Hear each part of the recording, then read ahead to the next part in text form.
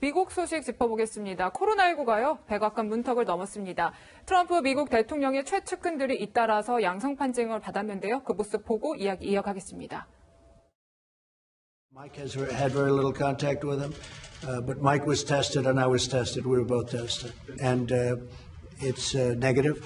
There is a member of the vice president's team who is positive for coronavirus. We have put in place the guidelines that our experts have put forward to keep this building safe, which means contact tracing. 네, 변호사님, 그러니까 해군 병사도 확진되고 또 잇따라서 최측근의 참모의 아내가 또 확진 판정을 받은 거죠? 그러니까 이제 그러니까 보면 예를 우리나라에서 청와대에서 확진자 나왔다고 생각을 해보세요. 굉장히 국민한테 주는 충격이 있을 수밖에 없지 않겠습니까? 그렇죠. 왜냐하면 가장 중심부니까. 네. 미국 똑같습니다. 지금 아직까지 미국 대통령과 부통령이 걸린 건 아니지만 최측근의 아내가 가족이 걸렸다면 그 최측근도 옮을 수도 있는 거고, 그 최측근은 대통령 또는 부통령과 밀접 접촉하는 사람들이기 때문에 2차, 3차 감염이 일어나면 그 대통령이나 부통령한테까지도 갈 수도 있다는 거 아니겠어요? 네. 네. 유럽 같은 경우에는 지금 총리 아내도 지금 걸리고 그러지 않았습니까? 그러니 아마 저런 부분들이 국민들한테 주는 충격은 어마어마하다라는 거죠. 누구나 그렇게 생각합니다. 대한민국에서 가장 안전한 곳 청와대.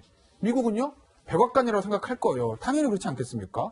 그런데 거기가 뚫렸다라고 하면 이 국민들은 굉장히 불안하죠. 다행히 우리나라에는 그런 일이 없어서 잘 지나갔고 지금도 지나가고 있지만 미국은 지금 뉴욕 같은 데 보면 엄청나다고 하잖아요. 그 확진자 수라든지 사망자 숫자가. 그런데 이제 백악관까지 안전하지 않을 수도 있다라는 게 이제 알려지면 미국뿐만 아니라 미국이 저렇게 뚫리면 전 세계도 걱정거리인 거죠. 네.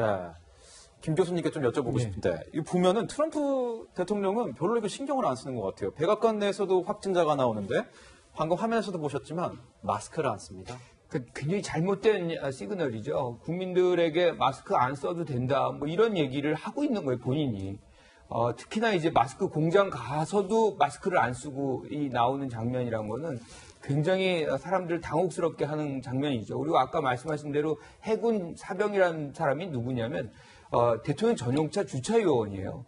그러니까 대통령의 차를 실질적으로 이제 주차하는 사람이고 계속해서 백악관을 들락날락 하는 사람이기 때문에 지금으로 봐서는 백악관을 셧다운 해야 되는 건 맞고 14일 동안 다른 곳에 가가지고 격리를 해야 되는 것이 맞는 거죠. 그런데 마스크도 안 끼고 방역수칙 전혀 지키지도 않고 그러면서 이제 국민들에게 방역을 준칙을 지켜라라고 하면은 국민들이 지키려고 하겠어요. 이제 그런 것들부터가 사실은 트럼프 대통령이 잘못하고 있다라고 얘기할 수밖에 없는 거죠. 네, 교수님도 한 말씀 해주시죠.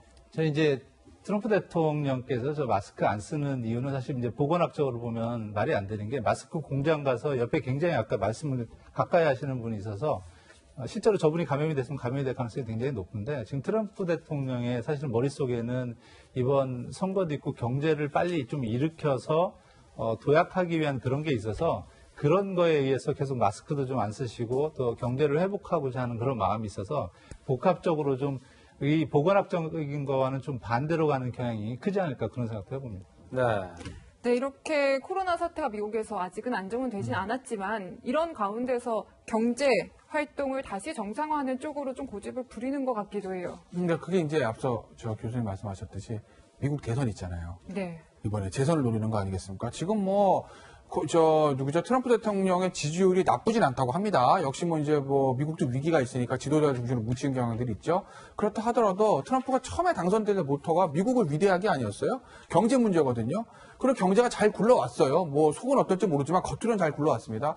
근데 지금 이 코로나 때문에 경제 활동이 안 돼서 미국 경제가 꺾이기 시작하면 지금 미국 실업자 수 가파르게 늘어나고 있잖아요. 사실 몇 년 전까지만 해도 트럼프 대통령 임기 초반에 봤을 때 미국이 실업자가 거의 줄어서 거의 완전 고용 형태로 간다라는 얘기까지 나왔는데 지금은 실업자 수가 가파르게 증가합니다. 그러면 경제 안 좋으면 이번 가을에 대선 이거 장담하지 못한다는 생각하지 않겠습니까? 그러니 아마 이 경제 활동 때문에 아마 트럼프가 저렇게 좀 조급증 때문에 저러는 건 아닌가 싶기도 해요. 조급증이 나왔다고 했는데 버락 오바마 전 대통령이 원래 그동안 좀 침묵을 지키고 있었습니다. 트럼프 대통령에 대해 현 대통령에 대해서는 말을 아끼고 있었는데 이번 상황에서는 이제 더 이상 참을 수 없었다고 생각을 했나 봅니다. 이렇게 말을 했다고 하는데 들어보고 이야기 이어가도록 하겠습니다. It would have been bad even with the best of governments. It has been an absolute chaotic disaster when that mindset of what's in it for me. 지금 교수님 보면은 굉장히 내용이 좀 남에게 관심이 없는 뭐 이러면서 혼란스러운 재앙 수준이다 이렇게까지 현 정부를 비판한 겁니다.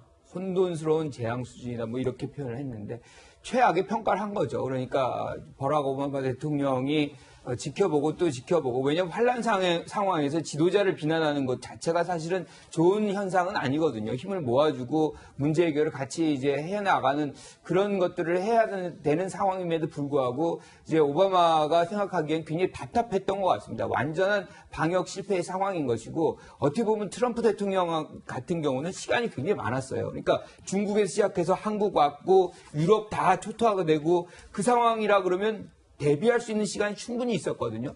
그럼에도 불구하고 지금의 최악의 상황, 뭐 130만 명이 감염이 되고 8만 명 이상의 사망자가 나오는 것은 거의 방역을 하지 않아도 그 정도 나오지 않을까 싶을 정도로 최악의 상황이기 때문에 아마 그런 부분에서 오바마가 등장하지 않을 수가 없었다. 즉 상당히 국민적인 안도감을 본인의 어떤 메시지도 줘야 됐다. 뭐 이렇게 판단을 한 것 같습니다. 네, 사실 지난달에도 공개석상에서 사실을 말하라 이러면서 트럼프를 좀 겨냥하기도 했었던 거죠. 그렇죠. 사실은 뭐 이런 건 있어요. 그러니까 이것도 역시 미국 대선인데 미국 민주당 쪽에서 가장 강력한 선거운동을 누구냐? 그럼 역시 오바마 전 대통령하고 미셸 오바마 여사거든요. 뭐 민주당 쪽에서는 대선을 앞두고 오바마가 등장을 바랬죠. 근데 이제 전직 대통령 입장에서 보면 대부분 미국에서도 전직이 현직의 일에 관여하지 않는다라는 그런 약간의 그런 관례들이 있어서 지금 전직 대통령 오바마 대통령이 앞수당 서가지고 현직 대통령 공격하고 이런 건 사실 잘 안 하거든요. 그런데 지금은 이 코로나 사태는 단순히 어떻게 보면 뭐 정책 하나에 대한 찬반 문제가 아니라 미국도 미국인의 목숨과 생명과 건강에 걸린 문제이기 때문에 이건 뭐 이념의 문제라든지 정파의 문제가 아니거든요. 그러면 이제 오바마 전 대통령 입장에서는 한마디 안 할 수 없는 상황이 돼버린 거죠. 그래서 아마 오바마 전 대통령도 그동안 참고 참았던 저런 말들을 조금 이제 쏟아내는 거 아닌가 싶습니다. 네, 이 코로나19 미국 상황과 이태원 클럽부터 다시 확산되는 국내 상황까지 짚어봤습니다. 세 분과는 여기서 인사드리겠습니다. 감사합니다.